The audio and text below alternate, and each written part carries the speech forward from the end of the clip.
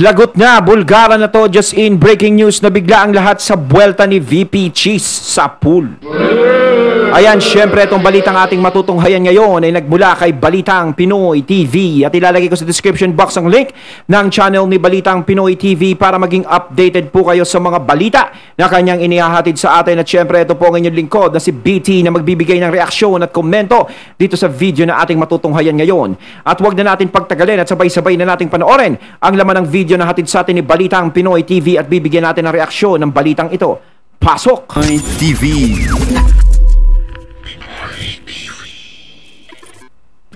Magandang araw sa atin lahat mga kababayan. Dito na naman tayo sa another episode ng ating vlogs. Pag-uusapan natin ngayon, ito po, no? Panay itong si Cheese Escudero. Okay? Gusto ko lang sabihin sa inyo, Cheese Escudero, unang-una ha, Cheese Escudero, makinig ka. Ang ating Vice Presidente na si Vice President Sara Duterte, sabihin ko na sa inyo ng prangkahan, Cheese Escudero, si VP Sara po ay hindi plastic na pagkatao. Yun ang una, Cheese ha. Kasi sabi dito sa balita, no? Ito daw si Senate President Escudero, tila hindi isang kaibigan si VP Sara sa ilang miyembro ng Kamara. Alam mo, si VP Sara, walang kaibigan-kaibigan yan. Kung trabaho yan. Kung hindi niya gusto ang isang tao, talagang hindi siya magpapakita ng kaplastikan. Depende naman kasi sa kaibigan.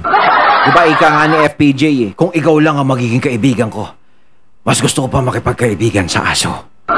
Diba? Doon sa Marco Velasco.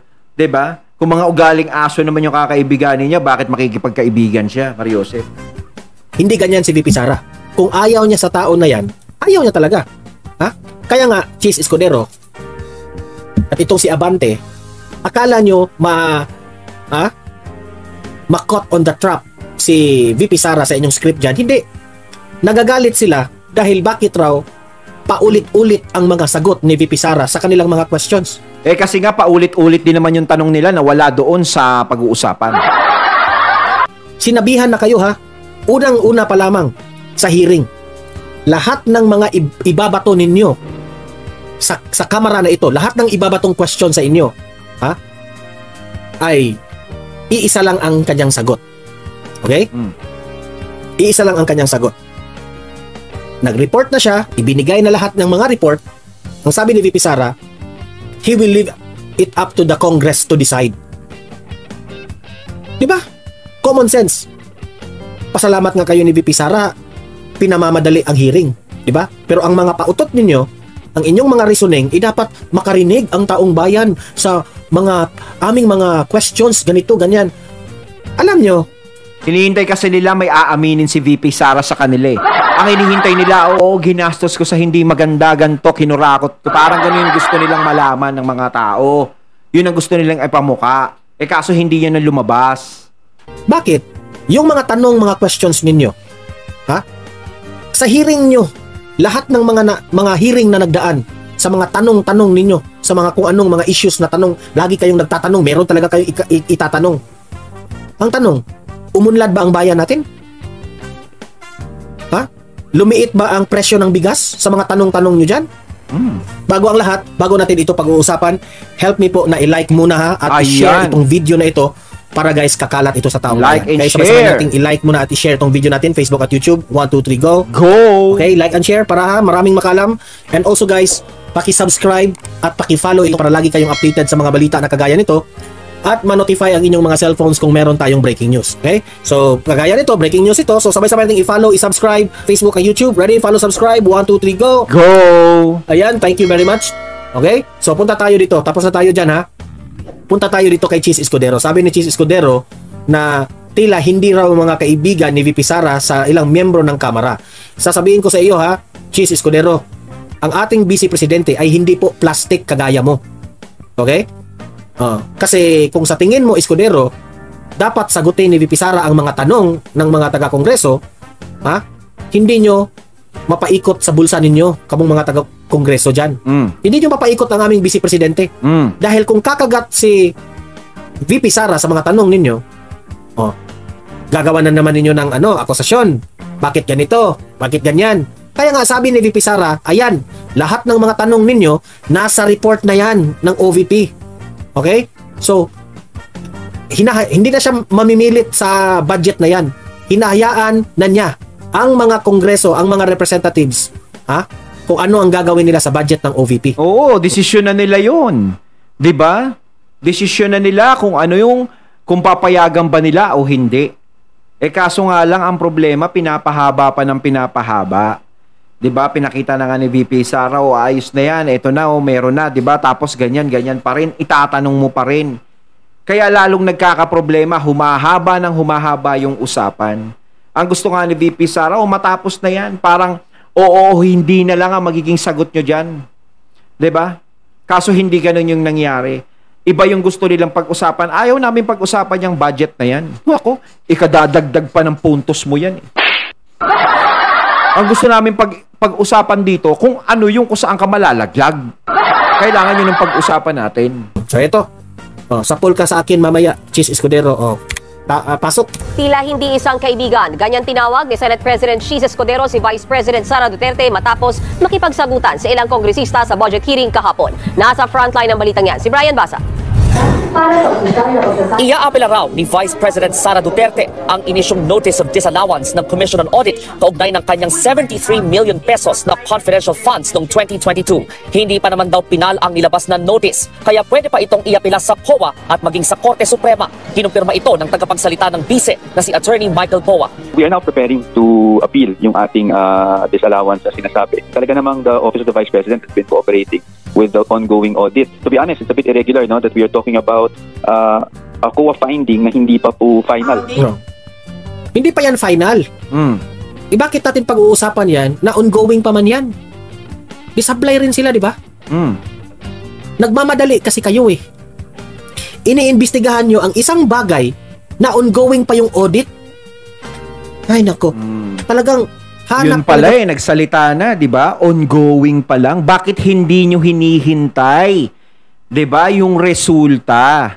'Di ba? Di tapos na sana yung usapan, hindi na humaba.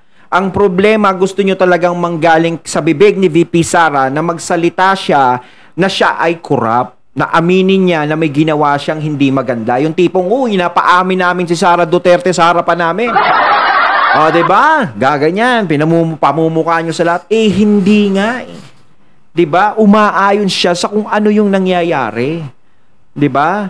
Dapat yun na lang yung sinusunod ninyo. Hindi pa tapos, pero gusto nyong buklatin ng buklatin. Pinauubaya na nga, dapat pinaubaya nyo na lang doon. At kung ano yung magiging resulta, saka nyo pag-usapan. Kung meron bang ginawang hindi maganda si VP Sara na naging resulta doon, di dapat pag-usapan nyo na. Pero hanggat inaayos pa, hanggat hindi pa tapos, relax lang kayo. Huwag kayong masyadong mainit. Nagiging mainit kayo eh. Kayo ng butas dito kay VP Sara. Ayon kay dating COA Commissioner Heidi Mendoza, oras na maisang pinal ang desisyon, kailangang ibalik ni VP Sara ang 73 million pesos. Walang problema. Ibalik yan ni VP Sara. Kasi, mapapatunayan yan ni VP Sara na wala siyang perang sinayang dyan. Ginasta yan ng tama. May appeal process kasi yan at mahaba yan abot hanggang sa Supreme Court. Pero pag na-final na yung decision, pwedeng bayaran o tinatapos natin restitution or pwede rin na ibawas sa kanyang sweldo, pwedeng ibawas sa kanyang retirement, gano'n. Sige, gawin nyo na ang lahat. Ibawas nyo lahat sa kanyang pera ni VP Sara. Patunayan nyo muna. Oo. Patunayan nyo na itong mga pera na ito sinayang po ng ating OVP. Sige, walang problema dyan. Kasi pera yan ng taong bayan. Kung mapapatunayan nyo na itong sana pera... ganyan sila lahat, no? Nag-aalala sa pera ng taong bayan. Iba nga kung makagastos sa pera ng taong bayan, grabe lang. Diba?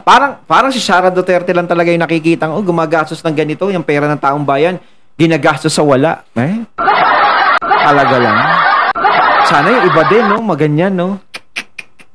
Na ito ay mali ang paggasta nito.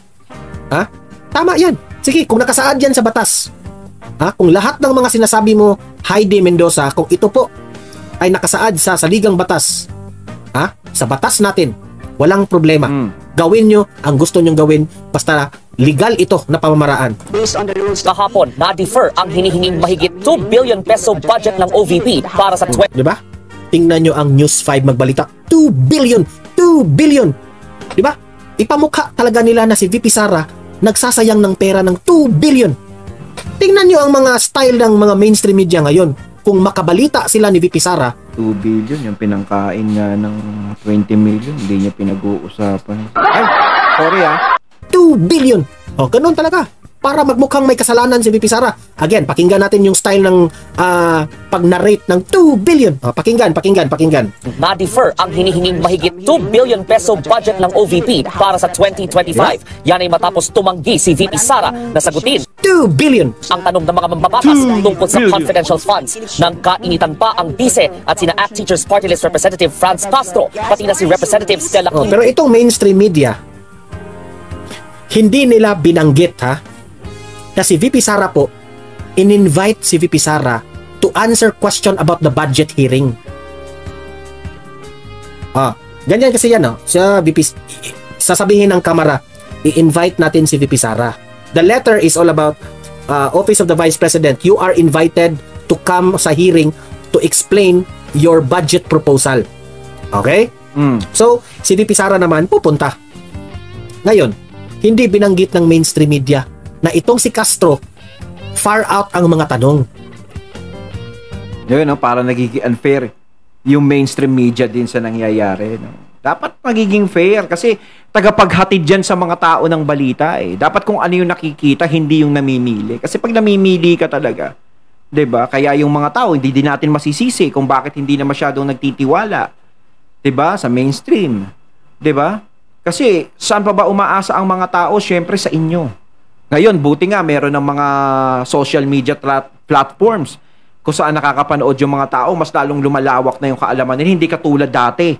'Di ba? Kung sino pa yung mga walang ya, sila pa yung nagiging maayos. 'Di ba? No, nakita mo naman, 'di ba? O ibabalik ko, yung mga Marcos ang tagal na pinalabas ng masama. 'Di ba? Sa mainstream media yung pinalabas silang masama. 'Di ba? O kanino ba bumango ang pangalan ng mga Marcos ulit at nagbalik ang tiwala ng mga tao lalo? Siyempre, yung mga loyalist may tiwala na sa mga Marcos, pero yung mga hindi loyalist na naging loyalist, na nagtiwala sa kanila, kaya sila ngayon ay nakaupo. 'Di ba? Dahil din sa mga social media platforms. Malaki din ang naitulong. Pero kung ano lang, mainstream lang talaga, is malamang ko baka hindi pa naging presidente si PBBM ngayon. 'Di ba? Ngayon, ang laki talaga ng nagagawa ng social media na maging maayos, na maraming na magkaroon ng kaalaman ang mga tao. Yung malaman na ay hindi ka pala ganun, hindi ka pala ganito. 'Di ba? Mas naiintindihan nila. Mas nakikita nila yung tunay na balita na gusto nilang makuha. Ang kanyang tanong patungkol sa confidential funds. Si VP Sara naman, syempre, vice presidente yan ng Pilipinas, bakit naman kita sasagutin? Kung sa totoo lang, pwedeng sasagutin yan ni VP Sara. Meron lahat ng mga akusasyon nitong si Castro, masasagot yung mga tanong nila sa Kongreso.